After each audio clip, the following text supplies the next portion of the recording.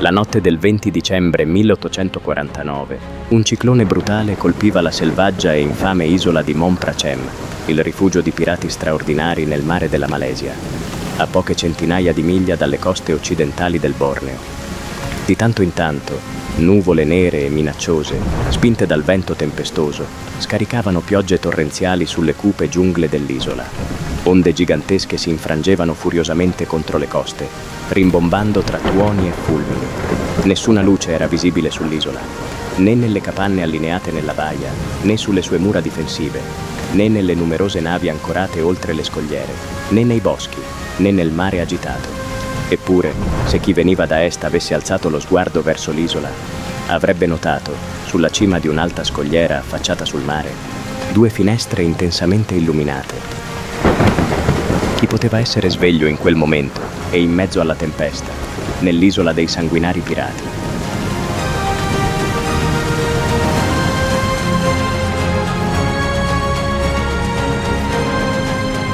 In un labirinto di fossati crollati, terrapieni distrutti, recinzioni divelte e grandi gabbie rotte colme di armi distrutte e resti umani, sorgeva un rifugio enorme e solido, su cui sventolava una grande bandiera rossa, con l'immagine della testa di una tigre.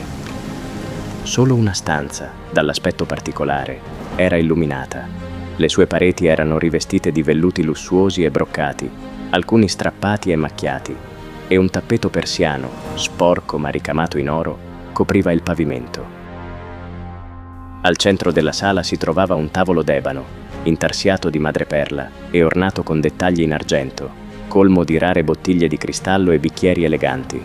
Grandi e antiche librerie malconce si ergevano negli angoli, cariche di gioielli, medaglioni, perle, gemme e preziose reliquie sacre, che brillavano alla luce di un lampadario sospeso. Un armonium in ebano a strisce spiccava tra il disordine di tappeti arrotolati, abiti opulenti, quadri di artisti rinomati, tromboni spagnoli e armi finemente decorate. Un uomo particolarmente affascinante, alto e muscoloso, dai tratti virili e con un'espressione feroce, era seduto su una poltrona traballante in quella sala singolare. I suoi lunghi capelli neri cadevano sulle spalle e una folta barba incorniciava il suo volto leggermente abbronzato. Aveva la fronte alta, sopracciglia belle e arcuate, e i suoi occhi neri e intensi costringevano chiunque ad abbassare lo sguardo. Era rimasto seduto per alcuni minuti, fissando il lampadario, con le mani che stringevano nervosamente la sua scimitarra, appesa a una larga fascia di seta rossa, legata a una giacca di velluto blu ricamata in oro. Quando un improvviso acquazzone violento fece tremare il rifugio dalle fondamenta, si riscosse bruscamente dal suo torpore. Si scostò i lunghi capelli sciolti, si sistemò il turbante sulla testa e si alzò, riempiendo la sala con il suo sguardo cupo. È mezzanotte e ancora non è tornato. Bevve un bicchiere di un liquido color ambra, poi aprì la porta e camminò con passo deciso tra i fossati che proteggevano il rifugio, fino al bordo della scogliera. Giù, il mare ruggiva con furia. Rimase lì per qualche minuto, con le braccia incrociate sul petto, immobile come la scogliera su cui si trovava, inalando con piacere l'aria tempestosa della notte e osservando il mare indomito con lo sguardo. Tornò lentamente al suo rifugio e si fermò davanti all'armonium. Il ciclone là fuori e io qui dentro. Chi dei due è più pericoloso?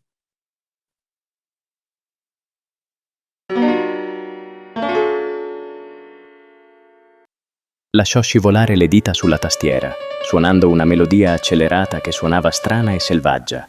Poi rallentò il ritmo finché la musica non si perse nel frastuono della tempesta. All'improvviso si voltò verso la porta che aveva lasciato socchiusa. Si chinò per tendere l'orecchio e dopo qualche istante uscì di corsa, raggiungendo il bordo della scogliera. Quando un fulmine illuminò il cielo, vide una piccola nave, con le vele quasi ammainate, entrare nella baia e mescolarsi con le navi ancorate. Soffiò 3 note acute nel suo fischietto d'oro e qualcuno rispose con un fischio. È lui, finalmente! 5 minuti dopo, un uomo avvolto in un grande mantello fradicio apparve davanti al rifugio. Yanez! Sandokan, che notte infernale, fratello! Vieni! Attraversarono rapidamente i fossati, entrarono nella sala illuminata e chiusero la porta. Lo straniero si tolse il mantello e il fucile, mentre Sandokan riempiva 2 bicchieri e, porgendogliene uno, disse con tono amichevole: Bevi buon Yanez. Salute, Sandokan. Salute, Yanez. Svuotarono i bicchieri e si sedettero al tavolo. Il nuovo arrivato era un uomo dall'aspetto mediterraneo, poco più che trentenne, un po' più anziano del suo compagno. Di statura media, molto robusto e dalla carnagione chiarissima, con tratti classici, occhi grigi e furbi e labbra sottili e fiere. Allora, Yanez, hai visto una ragazza dei capelli dorati? No, ma ho scoperto quello che volevi sapere. Non sei andato a Labuan? Sì, ma puoi immaginare quanto sia complicato attraccare su quelle coste, pesantemente sorvegliate dagli incrociatori inglesi. Raccontami della ragazza. Chi è? Ti dirò che è una creatura magnificamente bella, così bella da incantare il pirata più temuto. Capisco. Dimmi di più. Si dice che i suoi capelli siano dorati come l'oro, i suoi occhi azzurri come il mare e la sua pelle bianca come l'alabastro.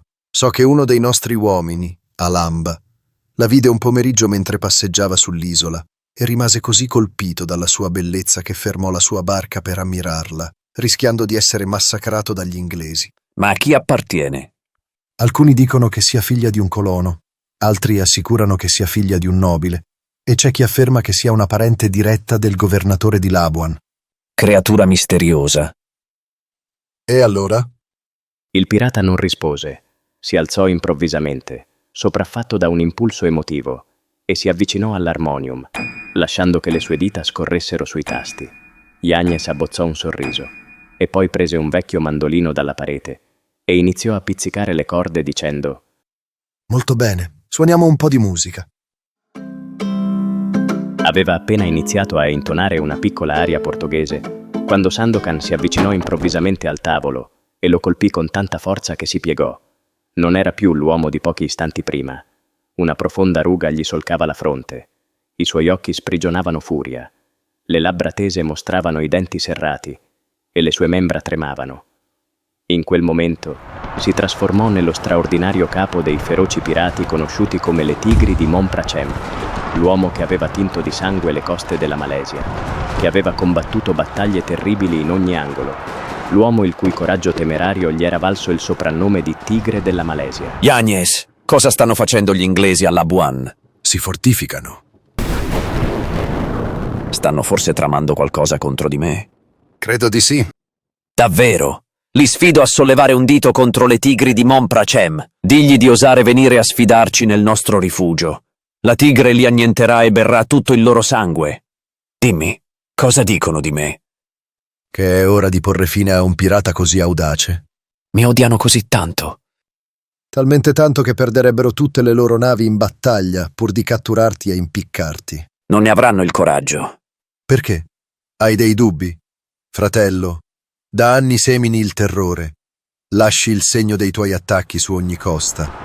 Ogni forte olandese, spagnolo e inglese ha ricevuto i tuoi colpi di cannone e il fondo del mare è coperto dalle navi che hai affondato. È vero. Ma di chi è la colpa? Non sono stati forse gli uomini bianchi a essere spietati con me? Non mi hanno forse detronizzato perché stavo diventando troppo potente? Non hanno forse ucciso mia madre, i miei fratelli e le mie sorelle per porre fine al mio lignaggio? Cosa ho fatto loro? Gli uomini bianchi non avevano motivo di lamentarsi di me, eppure volevano schiacciarmi. Ora li odio, che siano spagnoli, olandesi, inglesi o tuoi connazionali portoghesi. Li detesto e mi vendicherò. L'ho giurato sui cadaveri della mia famiglia e manterrò la mia promessa.